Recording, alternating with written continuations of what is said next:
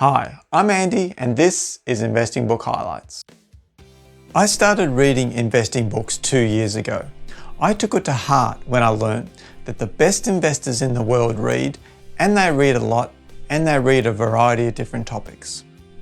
Investing Book Highlights is here to help investors navigate the large selection of investing books available. So when I read a book with my yellow highlighter, I highlight important sentences or passages. Some books I'll highlight a lot, some books I'll highlight a few, and some books I don't make any highlights at all. Highlighting when you read is something I definitely encourage. Investing Between the Lines was the 18th investing book I read. Written by L.J. Rittenhouse in 2013, I purchased it on July 30th, 2019. It has 304 pages and I made highlights on 28 pages. Danielle Town interviewed L.J. Rittenhouse on the Invested podcast, and what struck me about her work is what I want to cover in the first highlight, which comes from page 10 of the introduction section. This book offers significant findings from over a decade of research based on coding CEO communications.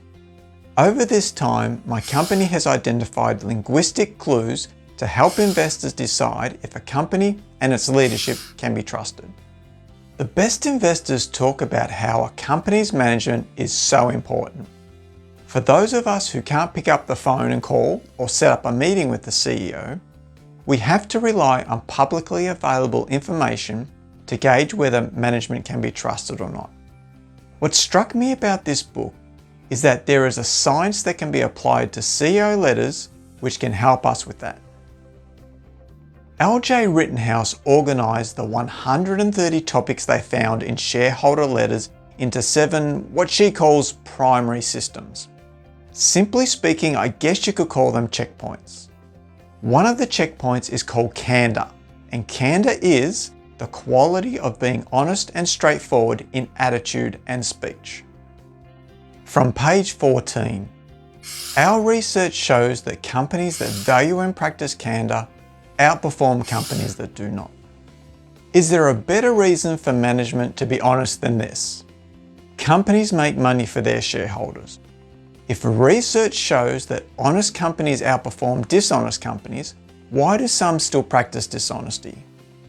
Chances are if they practice candor, they would become a better and more successful company for their shareholders.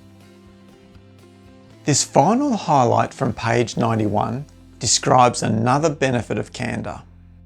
Companies ranked high in candor are more stable and reliable than low-ranked companies. So let me get this right. Companies that rank high in candor are more stable and reliable and outperform companies that don't. So my returns will be higher and I can sleep at night knowing that management can be trusted? Isn't it then a no-brainer about what companies we should be investing in? Ones that practice candor, ones that are honest. This book has given me another tool I can use in my investing study. I can dig deeper into what a CEO says in their letters, and while I still find it hard, with practice it should become a little easier to gauge whether I can trust them or not. Thank you, L.J. Rittenhouse, for writing Investing Between the Lines. In each video I tally up the cost of the books I've read. As this was book 18, the total cost is $471.30, and that's in Australian dollars.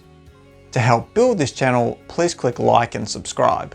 What CEO letter have you read that was high in candor? Second to Buffett, of course.